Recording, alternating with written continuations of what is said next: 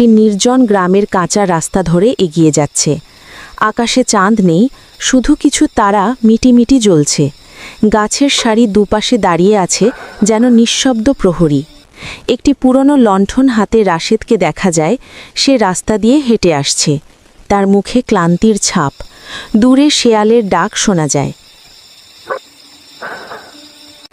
রাশেদ বটগাছটির পাশ দিয়ে যাওয়ার সময় হঠাৎ থেমে যায়।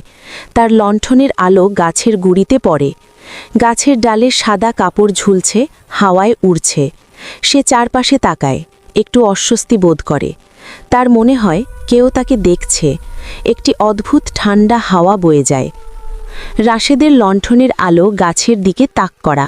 হঠাৎ করে গাছের ডালের ফাঁক দিয়ে একটি সাদা ছায়া দ্রুত নড়েচড়ে উঠে মিলিয়ে যায়।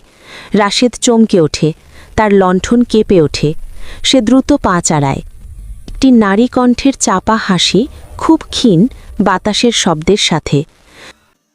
রাশেদ দ্রুত হাঁটছে, পেছনে না তাকিয়ে। তার লণ্ঠন বারবার নিভে যাওয়ার উপক্রম হচ্ছে। হঠাৎ তার মনে হয় পায়ের কাছে কেউ তাকে অনুসরণ করছে। সে দ্রুত পেছনে তাকায়, কিন্তু কেউ নেই। সে আবার সামনে তাকায়। তার পায়ের ছায়ার পাশে একটি ছোট অস্পষ্ট ছায়া নড়াচড়া করতে দেখা যায়। সে ভয়ে দৌড়াতে শুরু করে। রাশেদ প্রাণপণে দৌড়ে নিজের বাড়ির দরজার সামনে আসে। সে দ্রুত দরজা খুলে ভেতরে ঢুকে পড়ে এবং দরজায় খিল লাগায়। সে হাঁপাতে হাঁপাতে দেয়ালে হেলান দেয়। বাইরে থেকে একটি মৃদু টোকা দেওয়ার শব্দ শোনা যায়। রাশেদ চোখ বন্ধ করে আতঙ্কে জমে যায়। একটি শীতল দীর্ঘশ্বাস শোনা যায়। ভিডিওটি ভালো লাগলে চ্যানেলটা সাবস্ক্রাইব করবেন, পাশের বেল আইকনটা অন করে রাখবেন, আর ফেসবুকে দেখলে ফলো করে দিবেন।